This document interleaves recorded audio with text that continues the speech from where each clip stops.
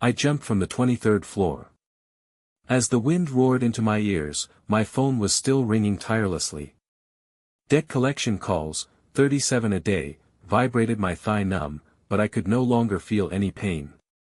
Credit card debt of $480,000, online loans of $230,000, and that transfer record marked, voluntary gift, $3,800,000, not a penny less, all deposited into my father Adrian's account. He said he would invest it, guaranteed profit. He said he would double it for me, so I wouldn't have to worry. He said it was lost, all lost, not a penny left. I squatted on the rooftop for a full 2 hours, only to finally receive his message, "Figure it out yourself, son. I'm struggling too." Attached was a photo of a bowl of instant noodles, bloated from soaking. How laughable. I closed my eyes and leaned forward gently. The wind howled, swallowing all sound. The sensation of falling lasted only an instant, my stomach clenched as if gripped by a hand, followed by an overwhelming, all-encompassing blankness.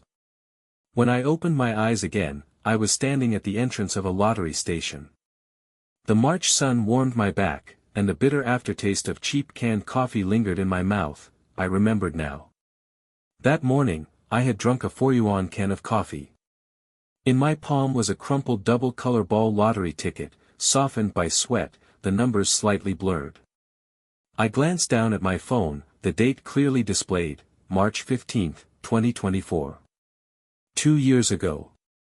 The day I won 5 million yuan. Young man, are you buying or not? There are people waiting in line behind you. The lottery station owner impatiently tapped on the counter. I stared at the numbers on the lottery ticket, my hands trembling uncontrollably. Not because of the 5 million, but because I remembered every day, every event, and every lie after cashing in the prize in my previous life. I remember my father's silence when he received the call, followed by his hushed reminder, "Don't tell anyone." I remember him rushing back from out of town overnight, his eyes red as he said, "Son, Dad will save this money for you. You're young and don't know how to manage finances." I remember I believed it, wholeheartedly and without reservation. I tucked the lottery ticket into my pocket and quickly walked out of the lottery station. The wind chime at the door jingled loudly as I pushed it open, the sound piercing my eardrums. So this is what it truly feels like to be alive. In this life, I won't tell anyone about this money. The process of cashing the prize went surprisingly smoothly. After deducting taxes from the 5 million, I received exactly 4 million. When the staff handed me the receipt to sign, the pen in my hand felt as heavy as an iron rod. I didn't go home. Instead, I took a taxi straight to the provincial capital. In one afternoon, I visited 4 banks, opened an account at each, and deposited 1 million into each card. As for the remaining small change, I withdrew 20,000 in cash and kept it close to me. After finishing all this, it was already 7 in the evening. My phone suddenly rang. It was a video call from my father. I took a deep breath and answered. On the screen, he was wearing dusty work clothes, a hard hat tilted on his head, with a grimy cement wall behind him. I had never paid close attention before, but now I clearly noticed that his nails were neatly trimmed, and there wasn't even a faint mark on the back of his hand. The hands of someone who truly works on a construction site hauling cement would never look like this. "Damien," he sighed deeply, his tone full of grievance, "my wages were delayed again this month. The foreman said they'll pay everything next month. I only have 200 yuan left. Do you think you could?" "Dad, I don't have any money either," I said calmly. "The rent is due next week, and I'm still 800 short. I'll send it to you after I get paid." "All right then," he sighed again, putting on a resigned expression. "I don't blame you, son. It's just my fate to suffer." In my previous life, 3 days after this phone call, I excitedly ran to tell him that I had won 5 million. I will never forget his shocked and greedy voice, 5 million. After a 2-second silence, his voice trembled. "Son, listen to me. You absolutely cannot let anyone know about this money. What happened later, I don't even want to think about it anymore. After hanging up the video call, I threw my phone onto the bed. The ceiling of the rental room had a long crack running from the door all the way to the window, like a dried-up riverbed. In my previous life, when you said your wages were delayed, I believed you. But was your so-called wage 6,800 or 8,500? Which construction site, which city were you in? What were the names of your coworkers? I had never asked these questions before. But in this life, I will investigate every single one of them, clearly and thoroughly. In my previous life, I had never visited the construction site my father mentioned. He always said he was in another city, and the journey was inconvenient. Every time I suggested visiting him, he would come up with excuses. The construction site doesn't allow outsiders, the conditions here are too poor, don't come, wait until Dad finishes this project, then I'll come back to see you. I believed it for 26 years. In this life, I didn't even say hello. Early on the weekend, I dug up the history of his location sharing. Last month, he had sent me, Dad is at the construction site in Ali County. I bought a high-speed rail ticket and arrived in just an hour and a half. Outside the train window, the rapeseed flowers covering the hills were a blinding yellow, but I didn't glance at them once. Ali County isn't large, and the construction site he mentioned was quickly found, a cluster of unfinished buildings in the east of the city. The surrounding barriers had long been removed, and knee-high weeds grew inside. Steel bars protruded from broken concrete, rusted to a deep brown. This construction site had been shut down for at least half a year. The construction notice board at the entrance lay crooked on the ground, its text completely faded away. The shopkeeper next door was cracking sunflower seeds, not even looking up. This place shut down last year, the boss ran off, the workers have long since cleared out. I stood in front of the empty construction site and took a photo. The wind swept a plastic bag past my feet, scraping against a rusted steel bar with a dry, rasping sound. Then, I opened my father's social media feed. He only allowed me to see the last 3 days of posts, and the most recent one was from yesterday, a bowl of instant noodles, captioned, another day of instant noodles. Below were 3 comments from strangers. One person named Cleo replied, Adrian, take care of yourself. My father responded, it's fine, I'm used to it. I stared at the name, Cleo, my fingertips turning cold. In my previous life, I had seen it in his phone contacts. He had said back then that it was a coworker's wife, and he was just saving the number for convenience. I took a screenshot and sent a message to my father, Dad, which road is your construction site on in Aoli County? I have a classmate over there, and I wanted to ask him to bring you something. 3 minutes later, he replied, don't trouble anyone. I'll be changing construction sites in a few days. Let's talk about it once I'm settled. I let out a light laugh. Changing construction sites? You haven't even set foot inside the gates of this one. I turned off my phone and opened my computer. In my previous life, I didn't know how to investigate, but in this life, I have 4 million, enough to uncover all the truth. I spent 3,000 yuan to hire an investigation company. 3 days later, the results were laid out before me. Cleo, 46 years old, lives in Luqing district of the neighboring city. The household registration information clearly shows, married. The spouse column prominently reads, Adrian. Registration date, June 18, 2011. 2011, that year, I was 13 years old, and my mother hadn't been diagnosed with stomach cancer yet. That year, my father said the company sent him to another city to learn skills, and he was gone for 3 months. My mother waited for him day and night at home, while he was in another city, getting a marriage certificate with someone else. I stared at the copy of the marriage certificate on the investigation report, my fingers icy cold. In the black and white ID photo, my father was wearing a white shirt, Cleo had permed curls, and both of them were smiling with happiness. That year, I was 13 years old. I had ranked 5th in the final exams and waited by the phone for his praise. I waited until 11 at night, only to receive a text message, "Dad is busy, we'll talk next time." He was busy getting a marriage certificate, busy building another family. How could he have time for me? It wasn't an affair, nor was it ambiguous, it was bigamy. On the last page of the report, a photo was attached. Downstairs in the residential complex, my father stepped out of a black car, wearing a dark blue polo shirt, khaki casual pants, and polished leather shoes. He looked 10 years younger than he did in the video calls. It turns out that aging can also be faked. He was holding 2 bags of fruit, accompanied by a young man. Investigation company note: the man's name is Lucius, 23 years old, son of Adrian and Cleo. He graduated from university in 2023 and works at a state-owned enterprise. Lucius: I have a younger brother. No, he has a son born to another woman. This son works steadily at a state-owned enterprise. In my previous life, I was a clerk at a private company earning a monthly salary of $4,500, driven to jump off a building by debt.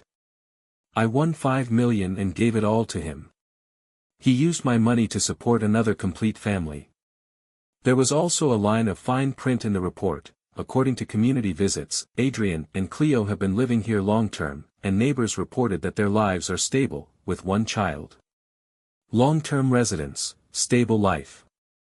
The cement wall background during our video calls was just a corner of the underground garage in the residential complex. By finding a dirty spot and changing into work clothes, he managed to deceive me for over a decade. I locked the report in the drawer, and the soft click of the key turning all the way felt as if something had been sealed away for good. I picked up my phone and sent a voice message to my father: "Dad, I got a raise, 300 more. I'll send you a bit extra next month." 10 seconds later, he replied, "Good kid. You're my only hope. An only hope. Too bad you have 2 sons." I took my annual leave and took the high-speed train to Luqing district. Where they lived was actually a proper commercial housing complex, with neatly landscaped greenery and security guards at the entrance. In the flower beds by the building entrance, rosebuds were already beginning to sprout. I sat in the milk tea shop across from the residential complex all afternoon. At 4:20 p.m., a middle-aged woman with curly hair, wearing a floral dress and carrying a reusable shopping bag, walked out of the complex and headed toward the nearby market. It was Cleo, looking exactly like she did in the photo. I didn't follow her, I was waiting for someone else. At 5:30 p.m., a black car drove into the complex, and 2 people got out, my father, and a young man half a head shorter than me. My heart skipped a beat, not from nervousness, but from a chilling disappointment. My father walked around to the passenger side and considerately opened the car door for Lucius. He had never opened a car door for me. In front of me, he didn't even have a car. Lucius, wearing a white shirt with his tie loosely hanging, took a cake box from the back seat and called out to his father, "Dad, it's Mom's birthday today. I bought the cake." His father reached out to straighten his crooked tie, patted his shoulder with a smile, and said gently, "All right, your mom will definitely be happy." That smile was relaxed and genuine, not the forced, bitter one he put on when facing me. It was the kind of reassuring smile reserved for family. Holding a cup of milk tea, I watched quietly from across the street. The ice in the cup had long melted into water, and the straw was stuck inside. I hadn't taken a single sip. I glanced down at my phone. Today is March 22nd, Cleo's birthday. 3 days later, on March 25th, is the anniversary of my mother's death. In my previous life, he never came back on the anniversary of my mother's death. He always said, "I can't make it back, I can't get time off, or I can't leave the construction site," and then send a 200 yuan transfer with the note, "Buy some flowers for your mom on my behalf." 200 yuan, that was the price my mother held in his heart. Yet for Cleo's birthday, he not only showed up in person but also had his son prepare a cake in advance. The bubble tea shop server came over to ask if I wanted a refill, and I shook my head. I stood up, took out my phone, and snapped a photo of the black car, noting down the license plate number. My finger was steady, without the slightest tremor as I pressed the shutter. After that, I opened my phone and ordered a GPS tracker the size of a dash cam. I wanted to see what kind of life this, hard-working, unpaid, instant noodle-eating, father was really living every day. Once the GPS tracker arrived, I headed back to Luqing district. At 3 in the morning, the security guard in the neighborhood booth was fast asleep, a cup of tea still steaming beside him. I climbed over the wall, leaving a streak of dust on my pants. The underground parking garage was lit with a pale, harsh light. I searched through the rows of cars one by one until, in the corner of the B2 area, I found the black sedan. On the trunk was a cartoon sticker that read, "Baby on board," probably put there by Lucius when he was little. I crouched down and attached the tracker to the underside of the car. The magnet clicked into place with a sharp sound that echoed clearly in the empty garage. 3 minutes, and it was all done. For the next week, the first thing I did every morning was refresh the tracking page. Red trajectory lines extended one after another, weaving together into a precise map of lies. My father's routine was terrifyingly regular. He left home at 8 every morning and drove to a building materials market. He wasn't hauling bricks at all. Instead, he owned a storefront there, specializing in tiles and bathroom fixtures. We stopped at a restaurant by the market for over an hour at noon. I checked the reviews on Dazhong Jianping, and the average cost per person at that place is around 70 to 80 yuan. We finished work at 5 in the afternoon, picked up Lucius from work, and went home together. On weekends, we take Cleo shopping at the mall or go out to eat at restaurants. This is the same, hard-working father who can barely straighten his back from moving cement, can only afford instant noodles, and has his wages withheld. In the same week, he sent me 2 videos. In one, he was wearing work clothes, facing a gray wall, saying, "Dad moved cement all day today, and my back is almost broken." In the other, he filmed a bowl of plain congee and pickled vegetables, saying, "This is what the canteen at the construction site serves. Don't worry about me, take good care of yourself." I placed the GPS track and video screenshots side by side. On the left were instant noodles, gray walls, and worn-out work clothes. On the right were building material storefronts, upscale dining, and cozy residential complexes. The same day, the same person, yet 2 completely different worlds.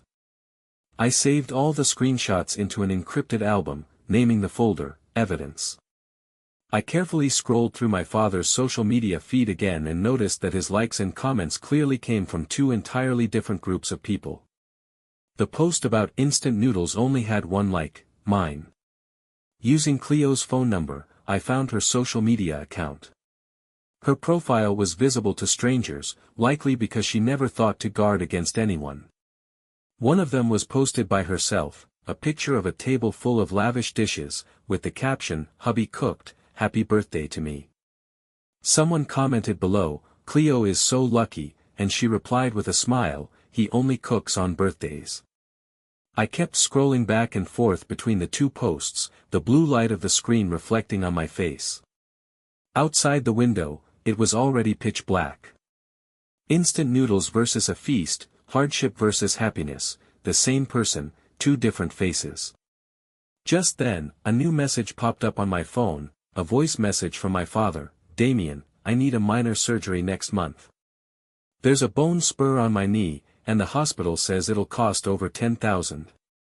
Do you think you could?" In my previous life, I transferred 20,000 without a second thought. In this life, I calmly replied, "Dad, I just paid my rent this month and I'm a bit tight on cash.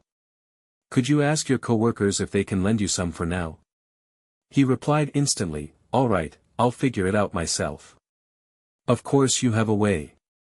Your building materials store has a monthly turnover of at least 100,000. March 25th, the anniversary of my mother's passing. As in previous years, my father still didn't return. I went to the cemetery alone. My mother's tombstone was small, grayish-white, wedged between 2 large monuments, looking particularly frail. The name on the tombstone was so blurred it was almost illegible. I crouched down, using a wet wipe to clean the surface bit by bit. The wind was strong, pressing the wipe against the stone. I placed white chrysanthemums and an apple on the grave. Mom loved apples when she was alive. She would always peel them, giving me the fruit and eating the skin herself. My phone rang. My father sent a 200 yuan transfer with a note, "Dad can't make it. Buy some flowers for your mom on my behalf." In my past life, this would have brought tears to my eyes. In this life, it just feels absurd and laughable. 200 yuan, every year, it's exactly 200 yuan, no more, no less.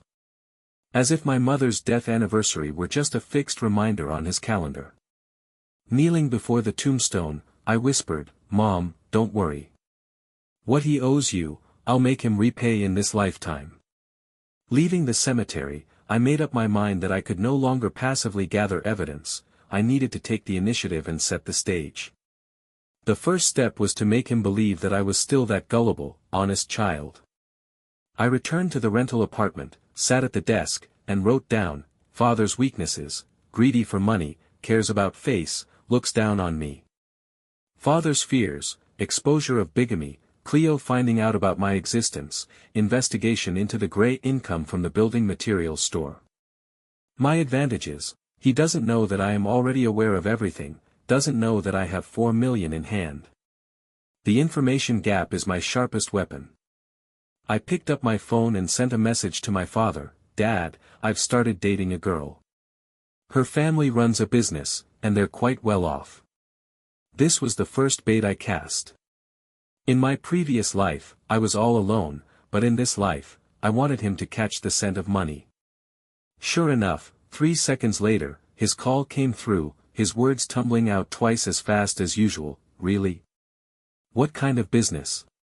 How many people are in her family?" The fish was starting to bite.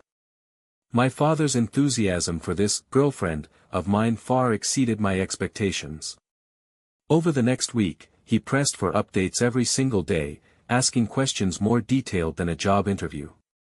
I slowly let out the line, loosening the fishing line, letting him think he was in control of everything. "Her name is Luna, 2 years younger than me, works at a bank. Her dad runs a logistics company, not small in scale." Luna was made up by me, but I had researched all the details of the logistics industry in advance, ensuring every word could withstand questioning. My father grew more and more excited as he asked, "A logistics company is good, e-commerce is booming now, it must be profitable. What's her dad's attitude toward you? Did he mention the bride price?" The third question was what he truly cared about. I pretended to be helpless. "Her dad likes me quite a bit, but he just hopes the groom has a house in the local area." There was a few seconds of silence on the other end of the phone. I knew he was doing the math in his head. A house meant money, and he had already started calculating how to profit from this marriage. "How much money have you saved up?" he asked eagerly. "I've saved about 70 or 80,000, but I'm still a long way from the down payment." My father's tone suddenly turned serious. "Dad has saved up a bit of money outside, not much, just a few $1,000s. When you need it, I'll help you out." A few $1,000s. His building materials store makes an annual profit of 300 to 400,000, but when it comes to me, it's only a few $1,000s. In my previous life, he did the same thing, using small favors to keep me hooked, making me feel like he was giving, and then shamelessly taking everything I had. "Thank you, Dad." My tone was sincere, so much so that even I felt disgusted. After hanging up the phone, I washed my face. The person in the mirror showed no expression, but their eyes were startlingly bright. I wrote down the second step in my notebook: dangle the bait of buying a house, making him take the initiative to offer help. His so-called help has always been for his own benefit. In my previous life, he swindled me out of 3.8 million yuan under the guise of investment. In this life, I will make him personally deliver the money into my pocket. Over the next 2 weeks, I meticulously crafted the illusion of being madly in love. I posted photos of dates at coffee shops on social media, with a cup of milk tea placed across the table to make it look like 2 people were there. I shared movie ticket stubs, buying 2 tickets but sitting alone. Throughout the entire movie, I was planning my next move. My father liked every one of my social media posts, the greatest support he could offer me. In private, his calls became increasingly frequent, pressing for details about my girlfriend's home address, company name, and whether I had met her parents. I deliberately kept my words vague, leaving gaps in the information. People are most anxious when they're uncertain, and anxiety leads to mistakes. In the 3rd week, I took the initiative to call him, my tone full of frustration. "Dad, I might have broken up with Luna. Her dad thinks I can't afford a house and says his daughter can't live a life renting with me." "What happened?" His voice instantly tightened. I told him I'm saving up and can put together a down payment next year, but her dad doesn't want to wait. There was a long silence on the other end of the phone. I waited quietly, my heartbeat steady and strong. "Here's the thing," he finally spoke, using the exact same line as in my previous life. "Dad knows a way to invest in building materials with a 20% annual return. Give me your savings, and I'll help you make your money work for you. In 6 months, you'll have enough for the down payment." On the surface, it was about helping me, but in reality, he wanted my money. "Really, Dad?" I asked, my tone laced with just the right amount of surprise. "Should I transfer the 70,000 to you then?" "Yes, you transfer the money first, and I'll handle it for you." "Okay. Thanks, Dad." After hanging up, I drew a checkmark in my notebook. First objective accomplished, he took the initiative to ask for money. But I won't give him 70,000, I'm going to offer him a much bigger bait. I didn't transfer the money right away. Instead, I waited 3 days before messaging my father. "Dad," I asked around. "Luna's dad knows the developer of the South City project and can get us a 20% discount. The original price for a 120 square meter apartment is 1.5 million, so after the discount, it's 1.2 million. The down payment would be 360,000. If we can gather the money within 3 months, her dad will agree to our relationship." Dad replied instantly, 360,000? 2 question marks, I could almost see him staring at the screen, swallowing hard. I knew he wouldn't spend his own money to help me, but he would try every trick to get me to put up more. Sure enough, the next day he called, pretending to hesitate. "Damien, Dad has an idea. I know someone in construction who needs funds to keep things moving. Lend him the money, and in 3 months, you'll get 30% interest, 70,000 turns into 91,000 in 3 months. That high?" I feigned shock. The engineering industry has fast capital turnover. Dad has been in this field for many years, and opportunities like this are rare. "Dad, why don't you invest a bit too? Let's pool our money together for even higher returns." He paused for a moment. "I only have about 30 to 50,000 on hand. Let's invest together. With 120,000 in, we can get 156,000 back in 3 months. Combined with my salary, we'll be closer to 360,000, and it'll show Luna's dad our sincerity." Father pondered for a few seconds. "All right, don't tell anyone about this." "Don't worry, Dad. I won't tell a soul." Hanging up the phone, I leaned back in my chair. Outside the window, the laughter of children sounded distant and unfamiliar. In my previous life, he had used this exact lie of high-return investments to slowly drain all my money, from tens of thousands to hundreds of thousands, and finally over 3 million. He always said, "Dad invested too, but never put in a single cent. This time, I'll make him invest real money, into a trap from which he'll never get a penny back." I started setting the trap. With the help of friends in the financial circle, I registered a shell company called Dingxing Engineering Consulting Company, Limited, with a registered capital of 500,000 yuan, and found a nominal legal representative. I also forged a set of engineering contracts, with a realistic format but entirely fabricated content. When printed, the A4 paper still carried the warmth of toner. 3 pages of paper propped up a non-existent project. After finishing all this, I called my father. Dad, my friend said it's best to pool 200,000 yuan, and the return could reach 35%. He hesitated a bit. 200,000 yuan. I'll put in 70,000, you put in 50,000, we're still 80,000 short. I'll borrow from colleagues, and if that doesn't work, I'll use my credit card. I deliberately paused when mentioning the credit card. In my past life, it was the credit card that drove me to despair. Don't use the credit card, the interest is too high. He quickly stopped me. Then what should we do? We can't miss this opportunity. Luna's dad needs an answer next month. The anxiety in my tone was just right, not too much, not too little. There was silence on the other end of the line for over 10 seconds. I could almost hear the sound of him calculating in his head. All right, he began, I'll put in a bit more. I'll contribute 100,000, and you put in 70,000. Let's pool 170,000 to invest first.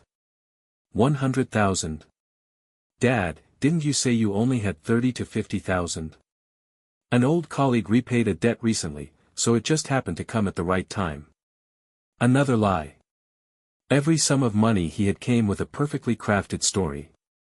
100,000, he was willing to put up 100,000. This showed that the money in his hands was far more than that, and it also showed that he was gambling, betting that after I married Luna, he could gain even more benefits from his logistics company owner, in-laws. This 100,000 was his bait money. Great. I readily agreed. Dad, I'll transfer the money to my friend's company account right now. Wait, do you have the contract? He wasn't foolish, he wanted to see the contract. Yes, I'll send it to you. I took a photo of the forged contract and sent it to him.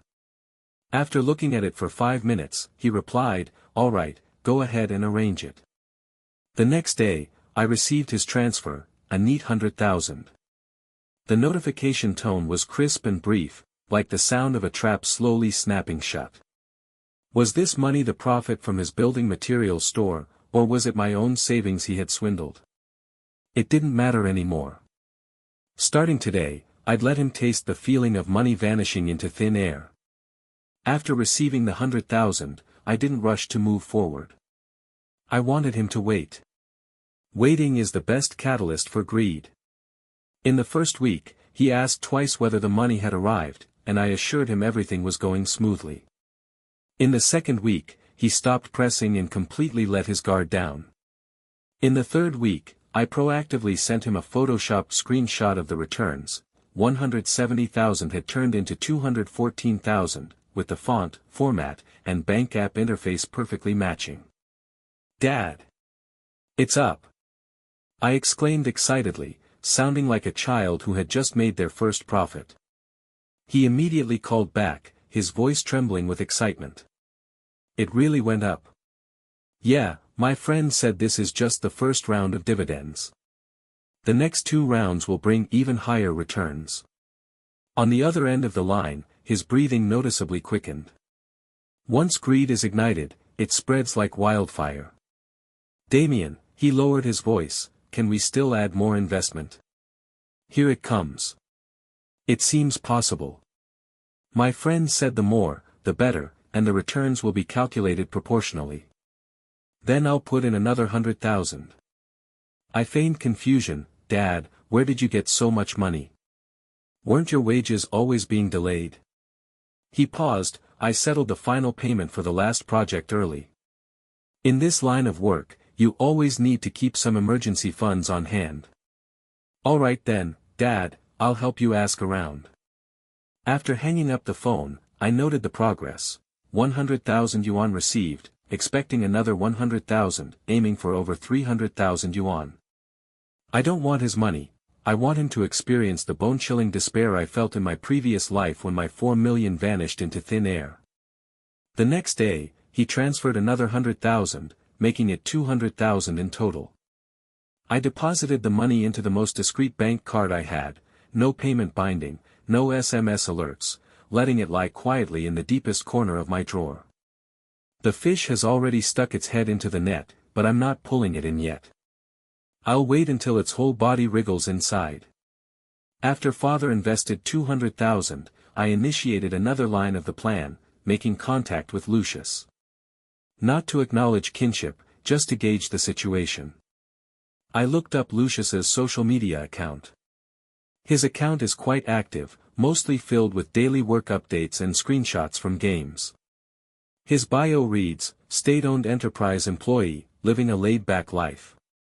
I created a small account, infiltrated the gaming forum he frequents, spent 2 weeks teaming up with him to defeat monsters, and added him as a contact. He played support, I played DPS, and we had great synergy. It's ironic to think about, he has no idea who I am, yet I know everything about him. Lucius was different from what I had imagined. He didn't talk much, took gaming seriously, and occasionally complained about things like, my dad keeps pushing me to go on blind dates, or, my mom's braised pork is so good. He was ordinary, so ordinary that I couldn't even bring myself to hate him. He probably had no idea that he had a half-brother in another city, surviving on instant noodles and pushed to the brink by debt. After a game ended, he suddenly asked, Cedar, are your parents good to you? I paused for a moment, they're okay, just an ordinary family. My dad is really good to me, he said with a satisfied tone. He's given me everything I've ever wanted since I was little. My mom says he suffered a lot when he was young and doesn't want me to go through the same hardships. Suffered a lot when he was young. Yeah, pretending to be poor for over a decade must have been tough. Where does your dad work? I asked softly. He runs a building materials store. Business is good. He said he'll open a branch in a couple of years and let me manage it. Open a branch. With whose money? With my 5 million. With my mother's life. That's great, I replied flatly. That night, I sorted through Lucius's information, a state-owned enterprise with a monthly salary of 8,000, a father who bought him a car and a house, and he was currently in the process of arranged marriage. In my previous life, I earned 4,500 a month, had no car or house, and died without ever having been in love. The same father, 2 sons, 2 different lives. The gap was never about ability, it was about favoritism, it was about money. I turned over and closed my eyes. The sound of the TV next door buzzed faintly, indistinct. Tomorrow, I would go check my father's property. Checking property is much simpler than investigating a person. I spent half a day at the Lucheng Real Estate Transaction Center and uncovered all the details. My father owns 2 properties, one is 120 square meters, purchased in 2013 for a total price of 680,000, the other is 90 square meters, purchased in 2020 and registered under Lucius's name, with a purchase price of 920,000. The current value of the 2 properties is at least 3 million. His building materials store is registered under Cleo's name, with a registered capital of 300,000 yuan, primarily engaged in the sale of building materials. The house, the storefront, all the assets, none of them have anything to do with me. All these years, he has told others that he is just a laborer, crying poor to me about unpaid wages. In reality, he has 2 houses, a store, a wife, and a son, living a stable and comfortable life. I took photos of all the search records and then went to check on the old house my mother left behind. That small house of over 60 square meters was left to me in my mother's will, and I always thought it had long been transferred to my name. However, the search results showed, transferred in 2021, current holder Adrian. In 2021, I was working in the provincial capital when my father called and said that our hometown was going to be demolished, and he needed a copy of my ID card for registration. Without any suspicion, I took a photo and sent it to him, never giving it a second thought. It turns out he used my identity information, forged my signature, and secretly transferred the house into his own name. I stood in the hall of the transaction center, clutching the inquiry slip. The cold air from the central air conditioning pierced the back of my neck, yet cold sweat streamed down my spine. My nails dug deep into my palms, the pain keeping me sharp and awake. In my previous life, I only learned the truth 3 days before I jumped off the building. When I confronted him, he said, "That house was bought by me in the first place. Your mother was just a nominal owner." Without any evidence, I could only leap to my death, filled with resentment. In this life, I won't jump again. I folded the inquiry slip neatly and placed it in the inner pocket of my jacket, close to my chest. I will make him return the house, along with every bit of interest it has accrued. All preparations are complete, it's time to close the net. The first step, the battle of public opinion. I started with my relatives, and my second uncle was the key figure. He holds the most influence back in our hometown, his words can spread across a 10-mile radius. In my previous life, after I died, he even said at the funeral, "Why did this child give up? Wasn't his father always out there making money for him?" Clearly, he was also kept in the dark. I invited my second uncle to a roadside stir-fry restaurant, where the cooking fumes were overwhelming. During the meal, I deliberately placed my phone on the table, screen facing up. A preset memo reminder popped up, "Go see the apartment at Emerald Lake Garden tomorrow." My second uncle glanced at it but remained expressionless. I casually asked again, "Uncle, how much is housing in Luching now?" "My friend bought a place there and said it's great value for money." Uncle looked puzzled. "Why are you asking that? Isn't your dad working on a construction site?" "Just curious." I smiled, lowered my head to eat, and said nothing more. Leaving things unsaid holds more power than pouring everything out. After this meal, a seed of doubt was surely planted in Uncle's mind. Over the next week, I met with my third aunt and cousin, using the same approach to leave fragmented clues, showing my third aunt photos of Willow City, where my father's car was faintly visible in the background, mentioning the name Cleo to my cousin. I didn't need to reveal the truth, I just had to place the fragments in front of them. Human curiosity would help them piece together the full picture. The effect of this public opinion campaign came faster than I had anticipated. On the 10th day after planting the seeds, my second uncle called, his tone strange, "Damien, has your father been in Willow City recently?" "I don't know. Isn't he at the Ollie construction site?" I played dumb. "Oh, maybe I saw it wrong." Second uncle vaguely hung up the phone, but I knew he had already started investigating. 3 more days passed, and third aunt called, "Damien, what color is your dad's car?" "My dad doesn't have a car, he works at a construction site." After hanging up, I knew the puzzle was starting to take shape. Meanwhile, the economic war steadily advanced. The 200,000 yuan my father invested was safely lying in my hands, and the profit screenshot I gave him had already risen to 270,000 yuan. He was completely hooked, constantly asking if he could add more. I told him, "My friend said the second round is about to close, and we can add 150,000 at the last minute." He thought about it all day and replied, "Dad borrowed 100,000 from a friend, I'll put in 100,000, and you can come up with 50,000. Another 100,000. He owns 2 properties and a shop, and he can take out 100,000 without batting an eye. But in my previous life, when my mother was hospitalized, he said, Dad only has 3,000 on hand. 3,000, that was my mother's worth in his eyes. This thought kept gnawing at me, each time like rubbing an old scar. I accepted the transfer, totaling 300,000. That's about enough. This 300,000 is just to give him a taste of being deceived. The real killer move is the house my mother left behind. As for the house, I had already thought of a plan. In 2021, my father forged my signature to transfer ownership. This is his biggest flaw. I consulted a lawyer.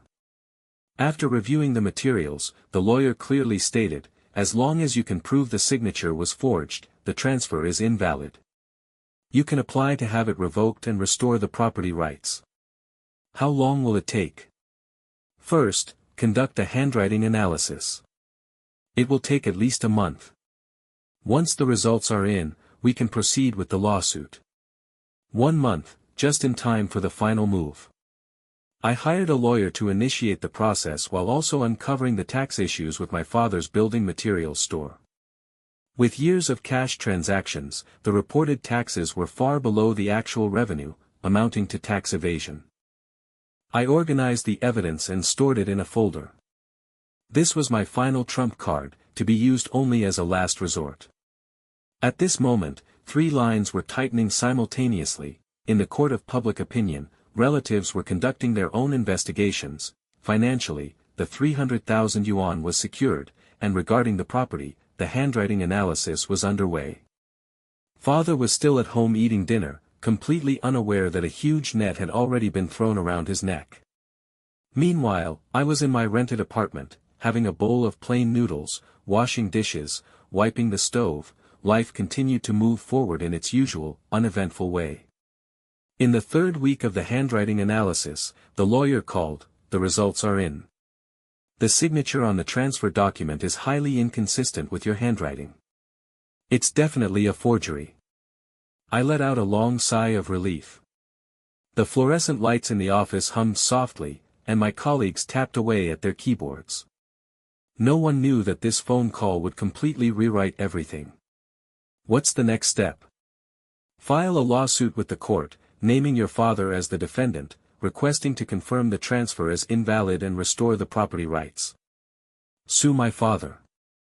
I repeated these words, feeling no heartache, only relief. It was like cutting off a finger that had long been dead. Nothing remained but ease. Let's begin. It would take some time for the court summons to be delivered, and during this period, my father finally panicked. He called, his tone urgent. Damien, when can we get the investment money back? The store needs to restock, and we're in desperate need of cash. Dad, the contract is for 3 months, and there's still over a month left. You can't withdraw early. More than 40 days. His voice was filled with anxiety as he hurriedly hung up the phone. I knew it wasn't the investment that had him panicking, it was second uncle. Yesterday, second uncle finally couldn't hold back any longer. He drove to Willow City, waited outside Emerald Lake Garden for half a day, and personally witnessed Dad, Cleo, and Lucius walking together as a family of 3. He even recorded a video. Second uncle called and messaged me, but I ignored him. Let the bullet fly a little longer. Second uncle didn't wait for my reply and directly posted the video in the family group chat, captioning it, "Big brother seems to be doing quite well in Willow City." The group instantly exploded, with messages flooding the screen. Third aunt expressed shock, cousin voiced confusion, and second uncle said nothing more, only telling them to ask father directly. Father wasn't in the group, but third aunt messaged him privately. He vehemently denied it, claiming second uncle had misunderstood, that Cleo was a business partner and Lucius was the partner's son. His tone was flustered, full of holes. Shortly after, he called me, his voice shaky. "Damien, did second uncle say something to you?" "No, why do you ask?" "Nothing, have you been in touch with him lately?" "We had a meal last month, but haven't been in contact since." He let out a drawn-out then hurriedly hung up.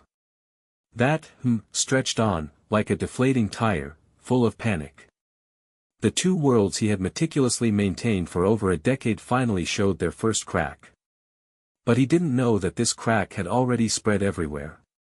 That night, the family group chat exploded. Second uncle dropped a bombshell. "I checked, the house at Emerald Lake Gardens is under Adrian's name. The neighbors say he's been living there for almost 10 years. The group fell silent for 5 minutes. Everyone understood, while my mother was still alive, he had already started another family outside. The discussions in the family group chat lasted for 3 days. My father desperately tried to put out the fire, calling every relative to explain, but no one fully believed him anymore. On the 4th day, the court summons was delivered to Emerald Lake Garden, signed for by Adrian. Reason: Su Ming sues Adrian, property ownership dispute. I could imagine his expression when he received the summons. It must have been one of panic. At 3 o'clock that afternoon, his call came through. The word "Dad" flashed on the screen 8 times before I answered. "Damien," he shouted at me for the first time, his voice trembling uncontrollably. It wasn't a feigned pitifulness but genuine fear. "You're suing me? You're actually suing your own father?" "I'm not suing you," I said calmly, so calmly that it surprised even myself. "The court ruled that you broke the law. The signature on the property transfer was forged. The handwriting analysis results are crystal clear." He was at a loss for words. "Dad, that house was left to me by Mom. You secretly transferred the title, and I have the right to reclaim it." After a long silence on the other end of the line, he suddenly softened, trying to play the emotional card. "Damien, we're father and son. Why take this to court? The house will be yours sooner or later. I'm just managing it for you." "Managing it for me?" I repeated those words. "While you were managing it, did you ever mortgage it to buy Lucius a car?" He fell silent again. In my previous life, I had looked into it. He had mortgaged this apartment for 150,000 yuan to buy Lucius a car. "Either cooperate and transfer the property back to me, or we'll meet in court. Your choice." "How have you become like this?" he fumed. "How have I become like this?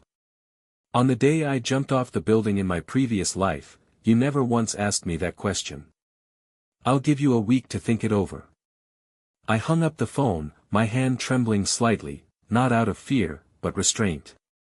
I clenched and unclenched my fist until my knuckles gave a soft crack.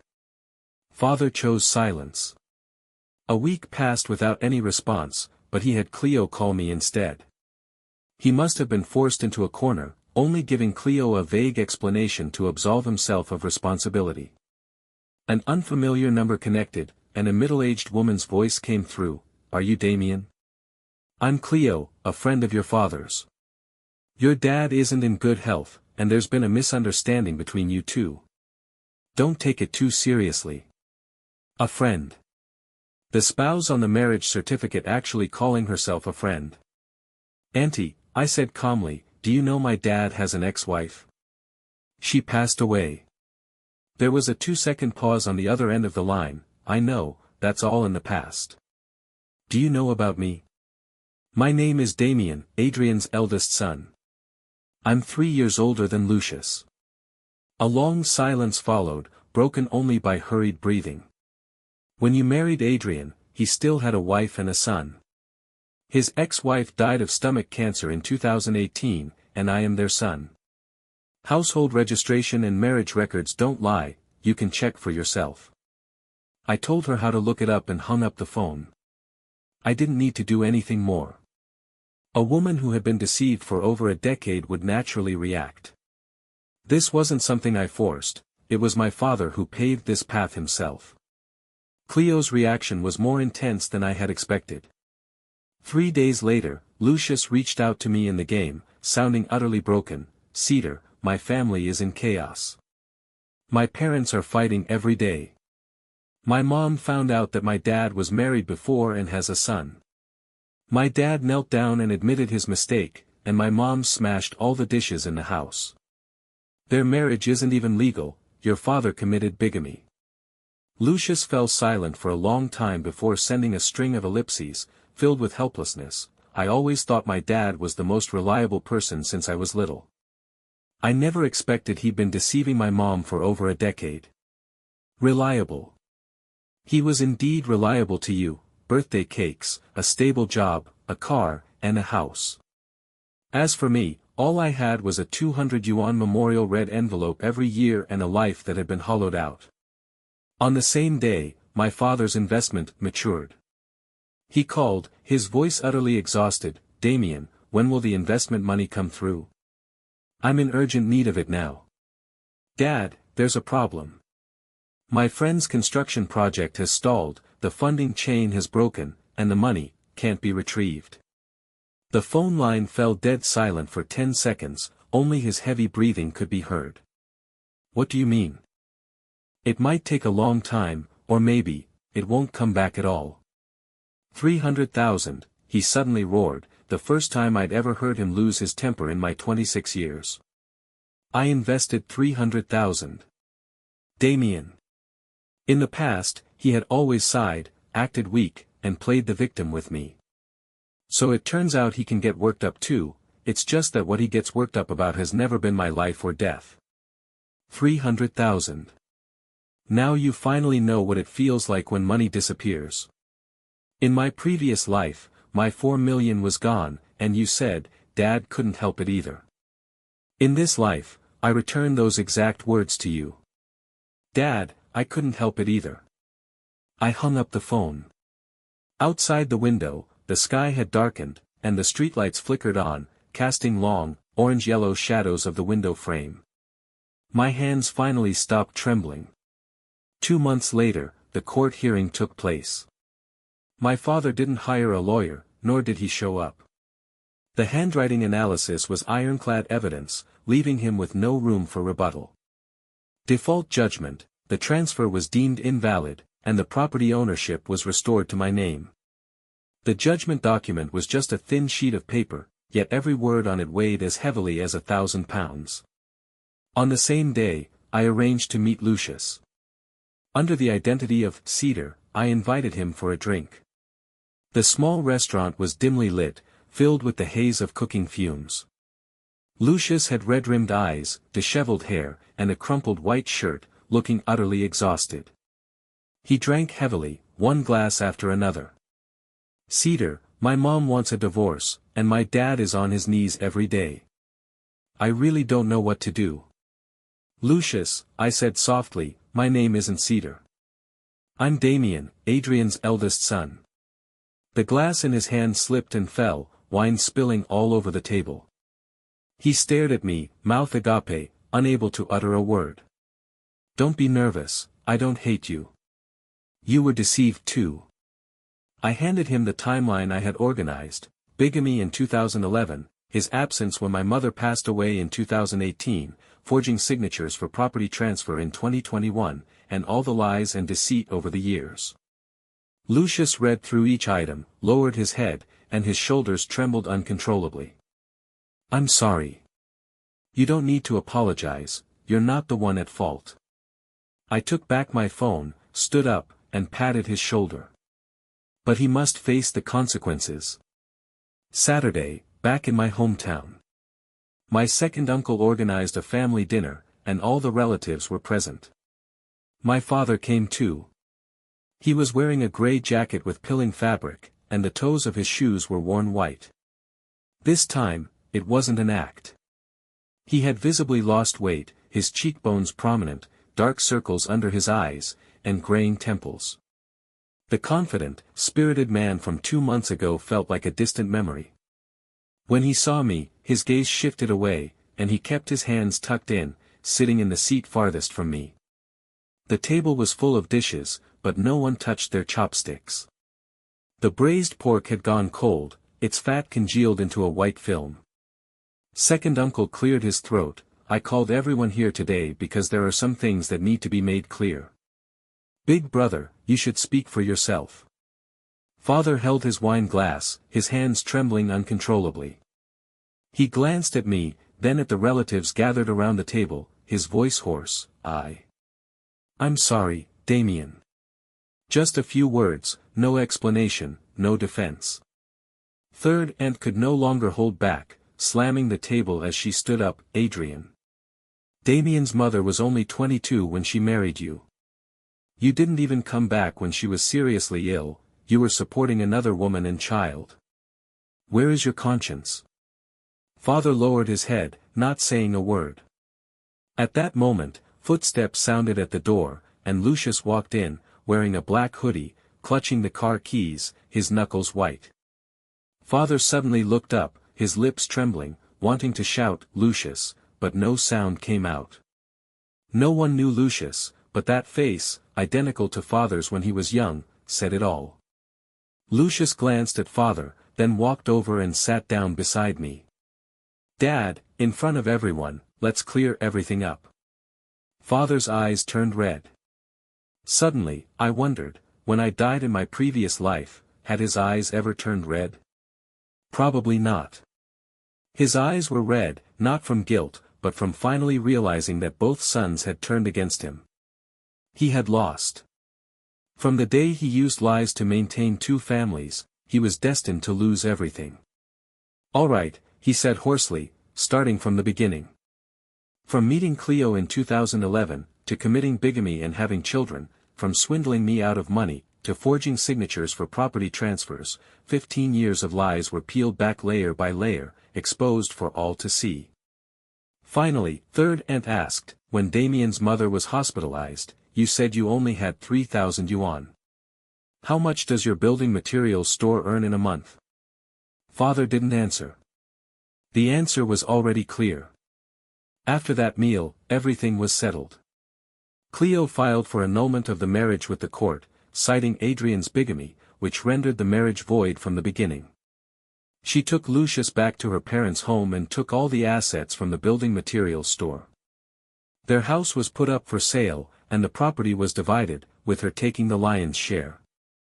The other house was already in Lucius's name and had nothing to do with his father. The house in our hometown was returned to me. The 150,000 loan he had taken out by mortgaging the house was now being demanded for repayment by the bank. The bad debts from the building materials store and the unpaid bills from suppliers all fell on his shoulders. The family fortune that had been built up over the years was completely gone within a few months. My father returned to our hometown and rented a small house to live in alone. I didn't go to see him. Some relationships, once broken, are broken for good, like a fractured bone. Even if it heals, the scar remains forever. I made it clear in front of all the relatives that there had never been any project. I was simply giving him a taste of his own medicine. I returned 200,000 yuan to him, and the 100,000 yuan I kept was the total amount he had swindled from me over the years under various pretexts. He didn't refute it, and no one spoke up for him. In my past life, he cheated me out of 4 million yuan. In this life, I only took back 100,000 yuan, which is already quite restrained. I renovated my mother's old house, placed her photo in the living room, and every year on the anniversary of her passing, I would go back. My grandmother would accompany me. After learning the truth, my grandmother cried all day. I held her hand and said, "Grandma, I'll take care of you from now on." My grandmother said, "If your mother knew you've grown up like this, she would be very happy." I think Mom would. Lucius occasionally sends me messages, once or twice a month, only text, no voice, no calls. We are like strangers who met because of a sudden change, aware of each other's scars but never touching them. He asked me, "Have you ever hated me?" I said, "No, you were deceived too." He replied, "Thank you." As for my father, I heard he found a job as a security guard in our hometown, earning a monthly salary of 2,500 yuan. He lives in the guardhouse, with a folding bed, an electric kettle, and an old TV. What he eats has finally become real instant noodles. This time, it's not an act. He has finally become the person he pretended to be for 15 years. As for me, I securely saved those 4 million yuan without telling anyone. In this life, this money belongs only to me. It will never be taken away by anyone again.